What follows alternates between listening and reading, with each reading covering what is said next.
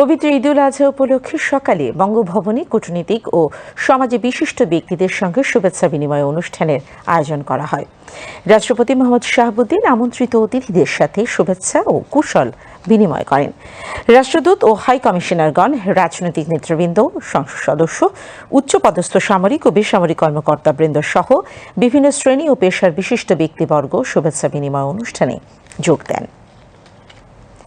এর আগে পবিত্র ঈদুল আজহা উপলক্ষে দেশবাসীকে শুভেচ্ছা জানিয়ে রাষ্ট্রপতি মোহাম্মদ শাহাবুদ্দিন একটি ন্যায়ভিত্তিক, গণতান্ত্রিক, অসাম্প্রদায়িক ও সমৃদ্ধ বাংলাদেশ বিনির্মাণে সবাইকে একযোগে কাজ করার আহ্বান জানান।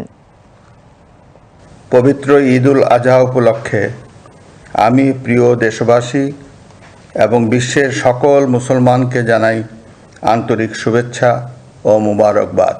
দেশবাসীর প্রতি আমার বিশেষ অনুরোধ, কুরবানির বর্জ্য দ্রুত ও যথাযথভাবে অপসারণ এবং পরিবেশ পরিচ্ছন্ন রাখতে সংশ্লিষ্ট কর্তৃপক্ষকে সর্বাত্মক সহযোগিতা করুন। আসুন আমরা একটা ন্যায়ভিত্তিক, মানবিক, গণতান্ত্রিক, অসাম্প্রদায়িক ও সমৃদ্ধ বাংলাদেশ বিনির্মাণে একযোগে কাজ করি।